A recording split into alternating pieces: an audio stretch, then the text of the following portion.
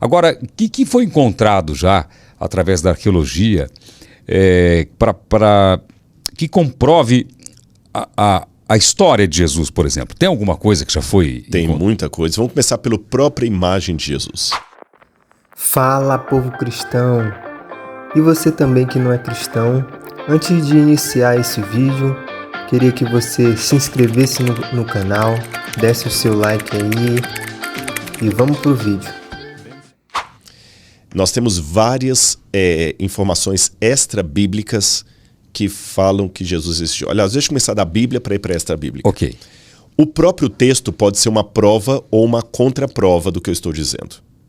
Por que razão?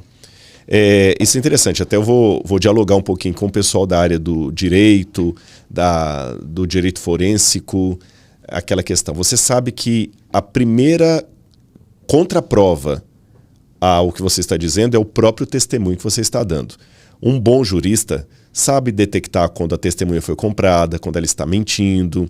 Por isso que nós vemos esse tipo de debate, embora o direito do Brasil não é tão apologético quanto o americano, o nosso é mais dossiê contra dossiê, mas o tribunal americano, que é a ideia do debate, se bem que no nosso também, principalmente na área de criminologia, tem lá o advogado fala, outro fala, e ele pede para inquirir a testemunha. Escuta, a senhora estava falando que o meu cliente estava no dia tal, mas é interessante que no dia tal, isso aqui não aconteceu. A senhora está dizendo, a senhora falou antes, agora está... Então, pelo depoimento da testemunha, você sabe apostar, se você for uma pessoa experiente na área, se ela está mentindo ou falando a verdade. Não tem até aquele lie to me, minta para mim. Então, a primeira coisa que eu vou fazer é olhar os próprios evangelhos. Como é a descrição que eles fazem de Jesus? E me chama a atenção que os evangelhos têm muita coisa que vai na contramão do marketing da publicidade. Porque, embora marketing e publicidade sejam um estudo recente, o uso dessas ferramentas já existe desde os egípcios. Desde os egípcios. A maneira de construir o faraó, tudo era uma propaganda, era um Photoshop da época, já tinha. O nome Photoshop pode ser atual, mas o conceito vem desde a 18ª dinastia, desde a época de Ramsés, 19ª dinastia. Colocar o faraó poderoso, ele não era daquele jeito, etc. Então, nesse aspecto, quando você olha os evangelhos, eles não têm características de uma propaganda. Não, porque eles têm, em primeiro lugar, pequenas contradições. E diferente do que muitos leigos podem imaginar, a contradição muitas vezes é o indício da veracidade. Porque você sabe que o ser humano, ele nunca consegue descrever algo verdadeiro da mesma forma que o outro que testemunhou o mesmo evento.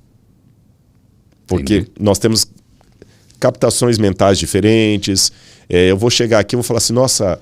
o estúdio lá do Celso era legal, tinha a placa do YouTube lá, tinha o pode ser ali atrás dele, tudo e tal. Aí vai chegar uma outra pessoa que vai falar, nossa, ele estava com um microfone da marca tal, e ele não vai mencionar nada disso aqui. E além de eu mencionar algo que o outro não vai mencionar, poderá haver pequenas divergências entre nós. Alguém vai falar assim, nosso estúdio era grande demais. Não, era um estúdio... Tava frio, não. Se bem que a temperatura pode ser o ar-condicionado que mudou, né? Mas mas temperatura também, porque o que é muito frio para mim não é para o outro. Sim. Então essas pequenas contradições fazem parte de um depoimento autêntico, diferente do que as pessoas pensam. Quando os depoimentos são exatamente os mesmos... Foi combinado. Agora, você não pode errar nos elementos centrais. Aí quando eu pego os 4 evangelhos, eles seguem isso. Em pequenos detalhes, eles acabam se contradizendo. Foi Maria que chegou primeiro ao túmulo ou foram as outras mulheres? Quando ela chegou, o túmulo estava vazio, tinha um anjo lá dentro. São questões periféricas. Mas no central, eles se harmonizam. Jesus morreu numa sexta-feira, ressuscitou num domingo, foi crucificado, ele não morreu enforcado, ele foi crucificado, foi em Jerusalém, foi sob Pôncio Pilatos. Todos, eles são muito iguais nesse sentido.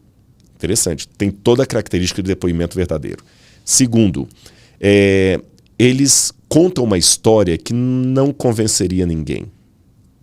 Isso é um indício de veracidade. Se você quiser convencer as pessoas a beberem essa água aqui, vou tapar o rótulo até, e vamos supor que essa água aqui fosse uma água que veio do rio Tietê. Ok. Você não vai falar isso. Olha, compra essa água aqui. Ela veio do rio Tietê.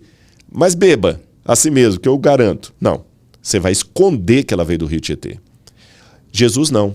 Beba essa água e ela veio do rio Tietê. Eles contam. Por que eles contam? Falar de um mestre que morreu crucificado, que teve medo de morrer. Porque Jesus teve medo. Teve medo de morrer? Teve. Ele suou sangue. Ele implorou ao Pai para afastar dele aquele cálice.